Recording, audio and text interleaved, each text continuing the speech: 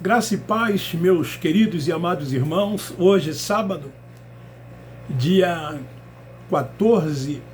14 de maio. Esta gravação que vou fazer hoje é em função do último vídeo que eu gravei sobre o tema Jesus não virá, tudo para os religiosos evangélicos é fim dos tempos. Eu quero dar um tema a isso que eu vou lhes dizer. O tema é as falácias e os achismos dos religiosos, porque lhes faltam entendimento.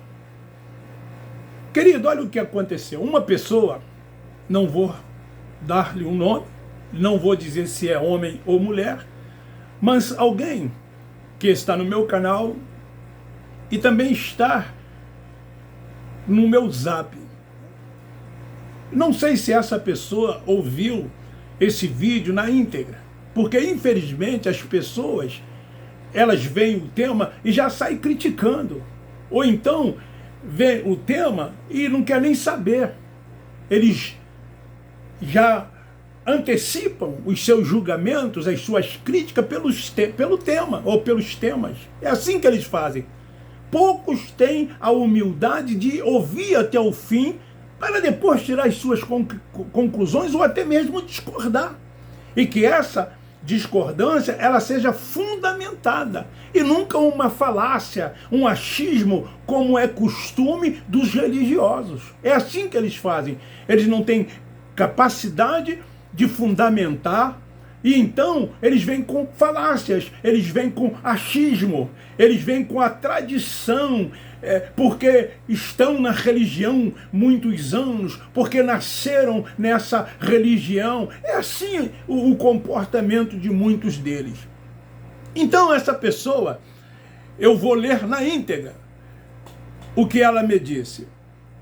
Ela disse assim: boa noite, Levi. Você, com a oportunidade de pregar a palavra, você só malha pastores e cristãos. Pregue Jesus, palavra, arrependimento. Malhação já temos o suficiente. Não perca essa oportunidade em nome de Jesus. Seu pastor está te orientando errado. Estou defendendo o evangelho. Foram palavras dela. Ela me escreveu isso e me enviou pelo meu zap. Ou para o meu zap. Aí eu perguntei: que evangelho é esse que vocês defendem? Eu coloquei logo no plural. Não me dirigi diretamente a ela, apesar de que a estou incluindo. Então ela me respondeu assim. Vou ler na íntegra o que ela me respondeu. Irmão, não estou querendo contenda.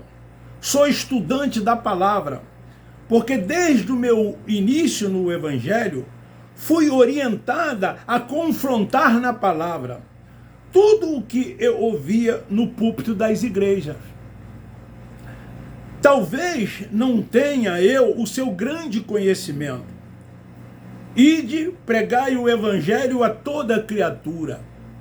Você, com seus sermões, não leva ninguém a Cristo. Que pena! Gostaria de vê-lo pregar arrependimento de pecados, vida com Deus. Mas você é quem sabe. Palavras na íntegra. Ela me respondendo pela segunda vez. Irmãos, deixa lhes dizer uma coisa. Eu respondi a ela. Primeira vez que fiz isso, não gosto de fazer, mas me senti no dever, na obrigação de responder. Por quê? Senão, essas pessoas vão continuar com as suas falácias, com os seus achismos, criticando sem fundamentação. Ninguém pode ou deve criticar algo ou alguém pelo fato de achar que deva fazer. Um advogado, por exemplo, ele não pode propor uma ação ao Poder Judiciário se ele não fundamentar. A ação será rejeitada. Se é na área penal, ele tem que fundamentar no Código Penal e no Código Processual Penal. Se é na área civil, no Código Civil e no Processual Civil, para que a sua ação seja aceita pelo juiz, pelo Poder Judiciário. Em tudo tem que haver fundamentação. Senão se torna falácia, se torna achismo. Infelizmente é assim que os religiosos evangélicos se comportam, principalmente os religiosos evangélicos. Muitos são, segundo eles, teólogo, eu respondendo a ela, estudantes, como queira. Eu também fui um estudante dentro do sistema religioso. Fui, não disse que sou, bacharel em teologia. Fiz uma faculdade de teologia. Dei aula em uma faculdade teológica e em mais 3 seminários. Até aí, não quero dizer nada. Apenas para dizer que tudo isso é esterco. Paulo, ele era poliglota, estudou aos pés de Gamaliel. Ninguém conhecia mais judaísmo do que Paulo. Antes dele conhecer o Cristo ressuscitado, ele se achava. Ele se via como uma pessoa importante. Ele sempre respondia, falo língua mais do que os demais. E ele sempre, mas depois que ele conheceu o Cristo ressuscitado, todo aquele conhecimento, tudo aquilo que ele achava que era, que tinha, ele colocou como esterco, porque ele agora deixou de ser carnal e passou a ser espiritual. Na sua época ele dizia, tenho agora a mente de Cristo. Não sou mais carnal, sou espiritual. Então, se não tiver a revelação do Espírito, tudo isso se torna esterco. Era o que Paulo não tinha. Ele tinha o conhecimento da lei. E ele disse, a lei mata, a letra mata, mas o Espírito vivifica. E o que lhes estava faltando era o Espírito vivificante, que o Cristo ressurreto lhes deu. O que é confrontar? Eu perguntei a ela na palavra, porque ela diz que aprendeu a confrontar tudo na palavra. Eu disse para ela, ó, nem tudo que se fala no púlpito é verdade. Como os religiosos acham que tudo que se fala lá é verdade. E então eles recebem tudo que os seus líderes lhes passam. Eles não questionam, eles não querem saber. Tem título? É líder religioso? Então eles absorvem tudo. Conhecimento secular de nada adianta, eu disse, sem a mente iluminada. E mente iluminada não se adquire fazendo teologia ou tendo títulos, como muitos lá nesses lugares têm. Eu respondi isso. Ela disse, né? E eu respondi a ela, e de pregar o evangelho a toda a criatura. Foi o que ela disse. Eu perguntei, que evangelho é esse que você disse que nós temos que ir pregar? O evangelho que o Nazareno mandou pregar, que está em Marcos 16:15, foi ao mundo de Israel, aos judeus. Eu disse para ela, ele, o Nazareno, veio buscar e salvar as ovelhas perdidas da casa de Israel, e não os gentios. Mateus capítulo 10, versículo 5. Ninguém é levado a Cristo, porque ela disse que eu tenho que levar as pessoas a Cristo. É assim que ela queria, que essa pessoa queria me ver. Ninguém é levado a Cristo. Eu falei, esse Cristo do sistema religioso é o Nazareno, judeu nascido de mulher, como está escrito em Gálatas capítulo 4, versículo 4. que veio o quê? Cumprir a lei, Mateus 5, versículo 17. Ele veio para isso, buscar e salvar as ovelhas perdidas da casa de Israel e cumprir a lei. Disse mais a ela, e outra, ninguém o escolhe, ele nos escolheu primeiro e nos amou primeiro. 1 João, São João, capítulo 4, versículo 19. Eu disse mais a ela, antes que tudo existisse, nós estávamos escondidos nele. Efésios capítulo 1, versículo 4. Ela disse que eu devo pregar arrependimento de pecado, e eu perguntei, que arrependimento de pecado é esse? Eu disse, se você é estudante da Bíblia, era para saber que pecado era transgressão da lei. E os transgressores da lei foram os judeus, conforme está escrito em Romanos, capítulo 7, versículo 8 e 9. Paulo disse que ele conheceu o pecado por causa da lei. Se não fosse a lei, ele não havia conhecido o pecado. É isso que está escrito lá. Romanos capítulo 7, versículos 8 e 9. Ela fala em vida com Deus. Ela disse que eu tinha que pregar no meu canal vida com Deus. Eu respondi para ela que vida com Deus é para os espirituais e não para os carnais. E a gente tem falado isso do homem espiritual. Nós temos batido nessa tecla constantemente. Quando eu digo nós os pregadores do Evangelho da Graça de Deus. Nós aqui não falamos de pessoas. Pelo contrário, eu, pelo menos em todas as minhas mensagens, eu chamo eles de irmãos e digo que eles são nossos irmãos porque eles são filhos de Deus. Apenas não vivem como filhos de Deus, mas são filhos de Deus, são eleitos, predestinados. São propriedades exclusivas de Deus e ninguém os tira da mão de Deus. Agora eles não vivem, aí é diferente. Mas eles são salvos. Quando morrer, o espírito deles vão para Deus, volta para Deus. Apesar de que eles acham que vão ficar num lugar esperando uma transformação, mas isso é problema deles.